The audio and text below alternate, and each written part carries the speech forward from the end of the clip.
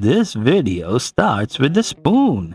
Yes, a spoon. The kid picks it up, you see, stares at it for about 2 seconds, and all of a sudden, it's not a spoon anymore. It's a spaceship, a sword, or even some kind of secret gadget that can defeat the evil broccoli. That, my friends, is gaming. Not Minecraft, not even Roblox. Just human imagination, turning life into play. Fast forward a few decades, that same kid grows up. The spoon is replaced by a controller. The playground becomes Night City in Cyberpunk 2077. The same imagination, just in higher resolution. So, when you hear someone say, games are for kids, you have to wonder, were they ever just for kids? Or did we just stop calling our games games once we got older?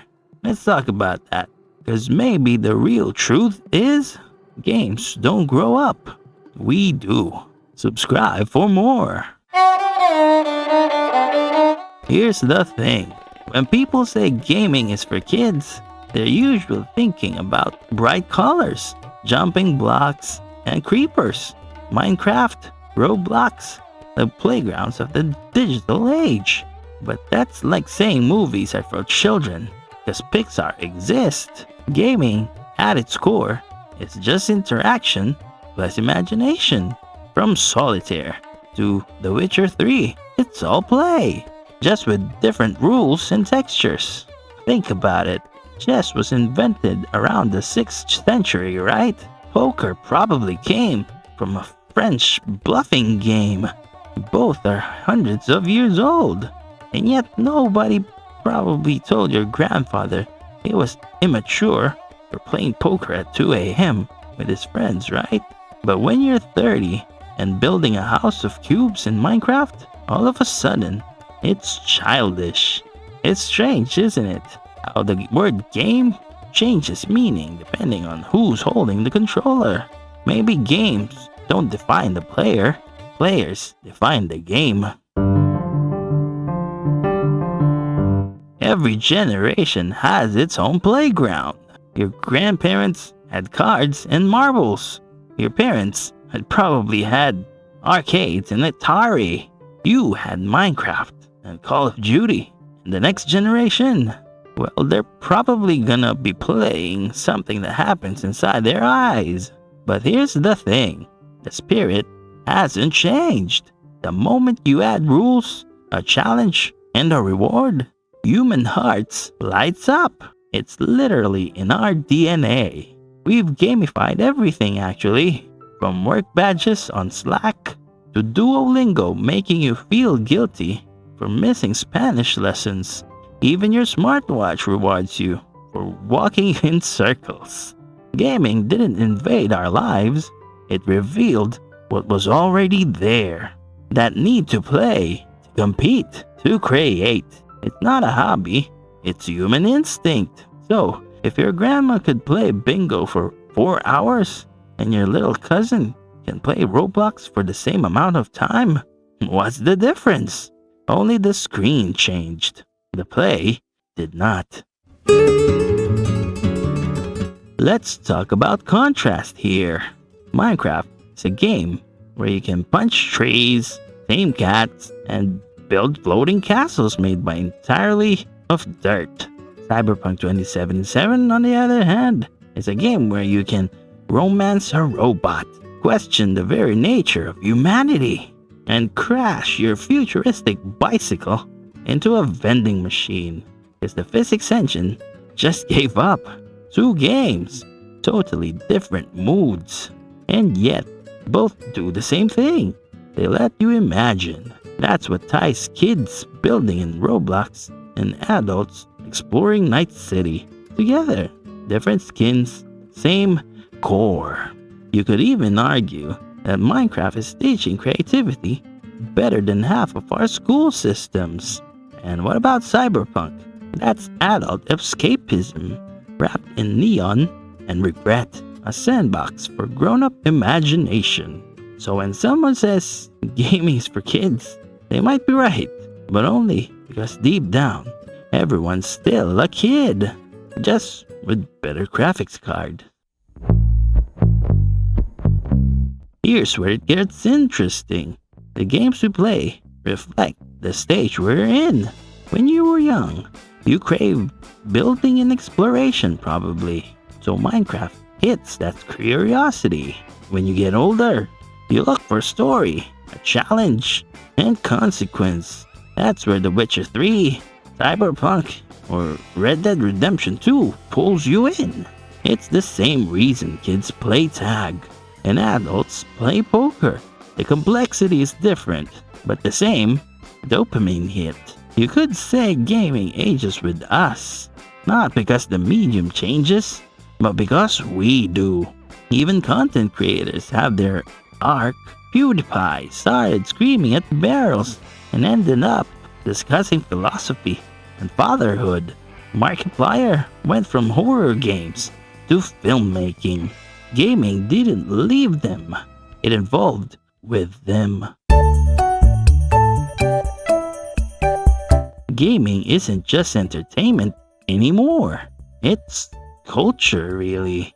It's language, it's identity, and dare I say, even art. A kid today might quote a Fortnite emote the same way someone in the 2000s quoted Friends. A streamer rage quitting in front of 20,000 viewers is modern theater. Look at Keanu Reeves in Cyberpunk, or Henry Cavill building PCs and talking about the Witcher lore. Gaming isn't just in pop culture, it is pop culture. Even fashion caught on. You can buy Assassin's Creed hoodies right now, or League of Legends sneakers. Gaming doesn't just stay on screens, it bleeds into the real world. And that's the point here. When something becomes a part of how we communicate, it stops being just for kids. It becomes something we share, just like stories, or music, or movies. Gaming is how we express who we are, no matter what generation we're from. Here's a question for you. Why do we keep playing? The answer might be simpler than it seems. We play because life by itself is a game. Think about it. There are levels, right? You can say levels are school, work, retirement, and there's also bosses in life, like bills, deadlines, heartbreak, and there's also loot, a salary, achievement, maybe happiness if you're lucky. Games just make those same mechanics fun. That's why even people who don't game technically still play. Your grandma trying to outsmart her phone in Candy Crush? That's a gamer. Your uncle gambling at poker night? A gamer. You scrolling endlessly on TikTok, waiting for that one funny clip? Congratulations, that's an attention-based minigame. We all play, just not everyone admits it. And that's the beauty of it. Gaming isn't an age thing, it's a human thing. So maybe gaming isn't a kids versus adults thing, right? Maybe it's generational, like music. Kids today grow up with Roblox and Fortnite. Teens might drift into Valorant or Elden Ring a little bit later. Adults think into The Witcher 3, Stardew Valley, or Cyberpunk 2077 to unwind after work. And years from now, those same kids might be the ones replaying Minecraft with their kids. Just like parents share old movies or music, because that's what culture does. It loops back. Gaming isn't replacing generations, it's connecting them. You could even say gaming is one of the few things that keep grandparents and their grandkids in the same room, even if one is clicking a bit too slowly and the other's already rage quitting. So, is gaming just for kids? Sure, and for adults too, and for everyone for that matter who still remembers what fun feels like.